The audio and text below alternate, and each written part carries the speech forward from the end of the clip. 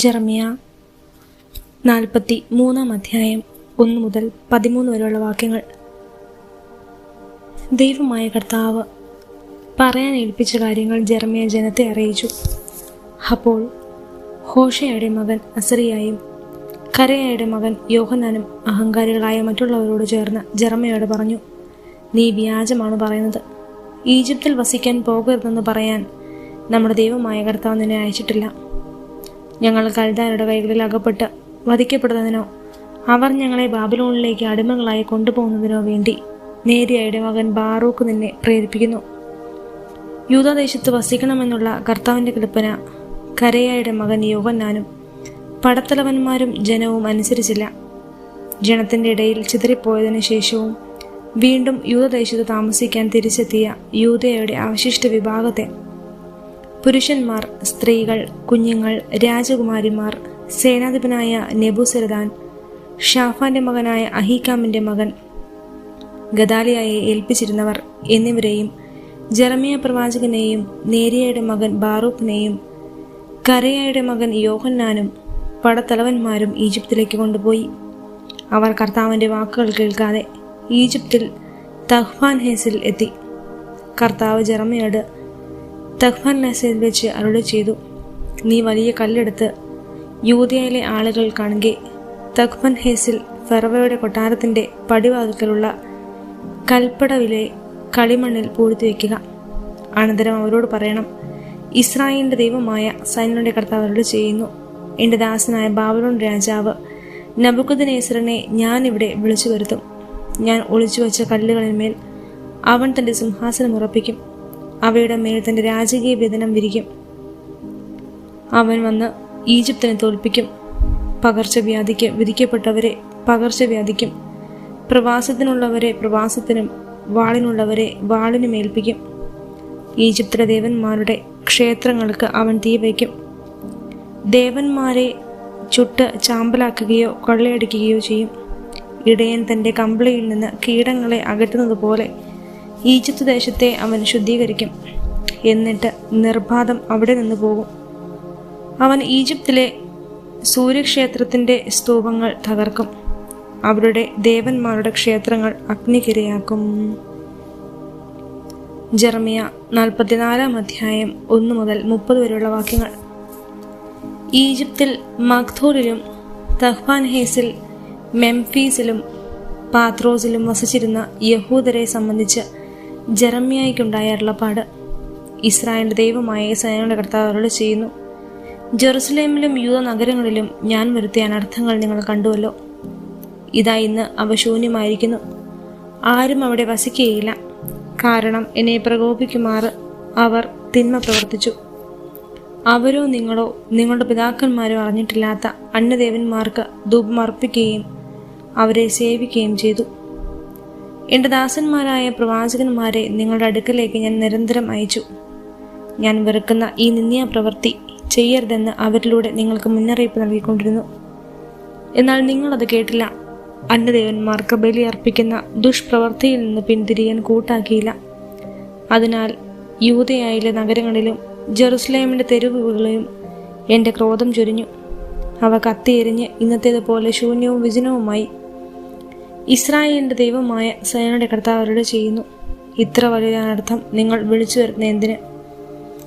യൂദയായിൽ ആരും അവശേഷിക്കാതെ നിങ്ങളുടെ പുരുഷന്മാരെയും സ്ത്രീകളെയും കുട്ടികളെയും പിഞ്ചു കുഞ്ഞുങ്ങളെയും ഒന്നടങ്കം നശിപ്പിക്കാൻ ഉദ്യമിക്കുകയാണോ? നിങ്ങൾ വസിക്കാൻ വന്നിരിക്കുന്ന ഈജിപ്തിലെ അന്യദേവന്മാർക്ക് ബലി അർപ്പിച്ചുകൊണ്ട് നിങ്ങൾ കരവേലയാൽ നിങ്ങൾ എന്നെ പ്രകോപിക്കൊണ്ടിരിക്കുമോ?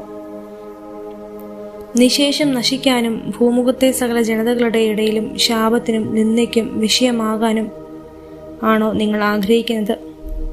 യൂദാ നാട്ടിലും ജെറുസലേം വീഥികളിലും നിങ്ങളുടെ പിതാക്കന്മാരും യൂദാ രാജാക്കന്മാരും അവരുടെ ഭാര്യമാരും നിങ്ങളും നിങ്ങളുടെ ഭാര്യമാരും ചെയ്ത അകൃത്യങ്ങൾ മറന്നുപോയോ? അവർ ഇന്നുവരെയും അനുതപിച്ചിട്ടില്ല. അവർ ഭയപ്പെടുകയോ ഞാൻ നിങ്ങൾക്കും നിങ്ങളുടെ പിതാക്കന്മാർക്കും നൽകിയ നിയമങ്ങളും ചട്ടങ്ങളും പാലിക്കുകയോ ചെയ്തില്ല.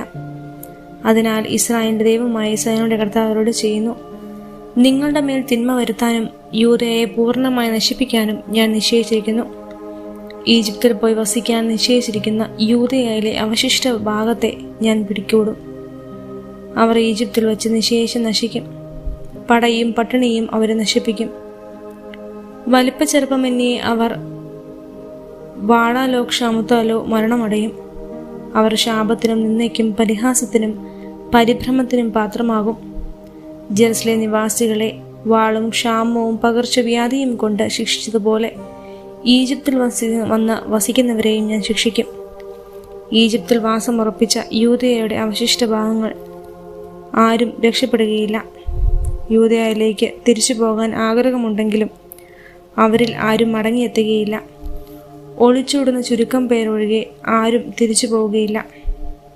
തങ്ങളുടെ ഭാര്യമാർ അന്യദേവന്മാർക്ക് ധൂപം അർപ്പിച്ചുവെന്നറിഞ്ഞിരുന്ന പുരുഷന്മാരും സമീപത്ത് നിന്ന സ്ത്രീകളും വലിയ സമൂഹവും ഈജിപ്ത് ദേശത്ത് പാത്രോസിൽ വസിച്ചിരുന്ന എല്ലാ ജനങ്ങളെയും ഒരുമിച്ച് ജെറമ്യായോട് പറഞ്ഞു, കർത്താവിൻ്റെ നാമത്തിൽ നീ പറഞ്ഞ കാര്യങ്ങൾ ഞങ്ങൾ അനുസരിക്കുകയില്ല. ഞങ്ങളും ഞങ്ങളുടെ പിതാക്കന്മാരും രാജാക്കന്മാരും പ്രഭുക്കന്മാരും യൂദ നഗരങ്ങളിലും ജെറുസലേം തെരുവുകളിലും ചെയ്തിരുന്നത് പോലെ ആകാശരാജ്ഞിക്ക് ധൂപവും പാനീയവും അർപ്പിക്കും. അന്ന് ഞങ്ങൾക്ക് ഭക്ഷ്യസമൃദ്ധി ഉണ്ടായിരുന്നു. യാതൊരു അനർത്ഥവും തീണ്ടാതെ ഞങ്ങൾ സുഖമായി കഴിഞ്ഞു. എന്നാൽ ആകാശരാജ്ഞിക്കുള്ള ധൂപാർച്ചനയും പാനീയ ബലിയും നിർത്തിയത് മുതൽ ഞങ്ങൾക്ക് എല്ലാറ്റിനും വെറുതെയാണ്.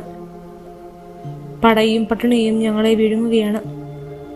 സ്ത്രീകൾ ചോദിച്ചു, ആകാശരാജ്ഞിക്ക് ഞങ്ങൾ ധൂപവും പാനീയവും അർപ്പിച്ചപ്പോൾ ഞങ്ങളുടെ ഭർത്താക്കന്മാരുടെ അറിവ് കൂടാതെയാണോ അവളുടെ രൂപത്തിൽ ഞങ്ങൾ അടയുണ്ടാക്കുകയും ദ്രാവകന്യവേദ്യം ചൊരിയുകയും ചെയ്തത്?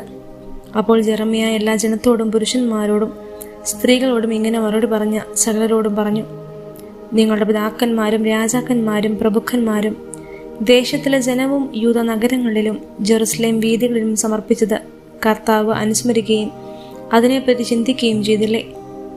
നിങ്ങളുടെ ദുഷ്പ്രവർത്തികളും മ്ലേച്ഛതയും കർത്താവിന് അസഹ്യമായി തീർന്നു. അതുകൊണ്ടാണ് നിങ്ങളുടെ ദേശം ഇന്നും വിജനവും ശാപഗ്രസ്തവും ഭീഭസ്തവുമായിരിക്കുന്നത്. നിങ്ങൾ കർത്താവിൻ്റെ വാക്ക് കേൾക്കാതെ അവിടുത്തെ നിയമങ്ങളും ചട്ടണങ്ങളും കൽപ്പനകളും ലംഘിച്ച് ധൂപമർപ്പിച്ച് കർത്താവിനെതിരായി പാപം ചെയ്തുകൊണ്ടാണ് ഈ അനർത്ഥങ്ങൾ ഇന്നും നിങ്ങളുടെ മേൽ പതിച്ചിരിക്കുന്നത്. ജെറമ്യാ എല്ലാവരോടും പ്രത്യേകിച്ച് സ്ത്രീകളോട് പറഞ്ഞു, ഈജിപ്തിൽ വന്ന് പാർക്കുന്ന യൂദക്കാരെ, കർത്താവിൻ്റെ വാക്ക് കേൾക്കുവിൻ. ആകാശരാജ്ഞിക്ക് ധൂപവും പാനീയവും അർപ്പിക്കുമെന്ന് ചെയ്ത പ്രതിജ്ഞ നിറവേറ്റുമെന്ന് നിങ്ങളും നിങ്ങളുടെ ഭാര്യമാരും നാവ് കൊണ്ട് പറയുകയും കരങ്ങൾ കൊണ്ട് അനുഷ്ഠിക്കുകയും ചെയ്തിരിക്കുന്നു. ശരി, നിങ്ങളുടെ നേർച്ചകൾ നിറവേറ്റുവിൻ, പ്രതിജ്ഞകൾ പാലിക്കുവിൻ. ഈജിപ്തിൽ പാർക്കുന്ന യൂദക്കാരെ, കർത്താവിൻ്റെ വചനം ശ്രവിക്കുവിൻ. എൻ്റെ മഹത്തായ നാമത്തെ സാക്ഷിയാക്കി ഞാൻ ശബ്ദം ചെയ്യുന്നു. കർത്താവാണേ എന്ന് സത്യം ചെയ്യാനായി യൂദ വംശജരും ഈജിപ്തിലൊരിടത്തും എൻ്റെ നാമം ഉച്ചരിക്കുകയില്ല. കർത്താവ് അരുളി ചെയ്യുന്നു, നന്മ ചെയ്യാനല്ല അനർത്ഥങ്ങൾ വരുത്താനാണ് ഞാൻ അവരുടെ നേരെ തിരിയുന്നത്. ഈജിപ്തിൽ വസിക്കുന്ന യൂദ വംശജർ നിശേഷം നശിക്കുന്നതുവരെ വാളും ക്ഷാമവും അവരെ വേട്ടയാടും. എന്നാൽ ഒരു ചെറിയ ഗണം വാളിൽ നിന്ന് രക്ഷപ്പെട്ട് ഈജിപ്തിൽ നിന്ന് യൂദയിലേക്ക് മടങ്ങിപ്പോകും. അപ്പോൾ എൻ്റെ വചനമാണോ തങ്ങളുടെ വചനമാണോ നിലനിൽക്കുന്നതെന്ന് ഈജിപ്തിൽ വന്ന് പാർക്കുന്ന യൂദയുടെ അവശിഷ്ട ഭാഗം അറിയും. നിങ്ങളുടെ മേൽ അനർത്ഥം വരുത്തുമെന്ന് ഞാൻ ചെയ്ത ശപഥം ഈ ദേശത്ത് വെച്ച് നിങ്ങളെ ശിക്ഷിച്ചുകൊണ്ട് പൂർത്തിയാകും എന്നതിനിതാ ഞാൻ ഒരു അടയാളം വരുന്നു. കർത്താവ് ചെയ്യുന്നു, ഇതാ ഈജിപ്ത് രാജാവായ ഫറവോ ഹോഫ്രായെ അവൻ്റെ ജീവൻ വേട്ടയാടുന്ന ശത്രുക്കളുടെ കൈകളിൽ ഞാൻ ഏൽപ്പിച്ചു കൊടുക്കും. യൂദ രാജാവായ സെദെക്കിയായെ അവനെ കൊല്ലാൻ ശ്രമിച്ചിരുന്ന ശത്രുവായ ബാബിലോൺ രാജാവ് നബൂഖദ്നേസറിന്റെ കൈകളിൽ ഞാൻ ഏൽപ്പിച്ചത് കൊടുത്തതുപോലെ തന്നെ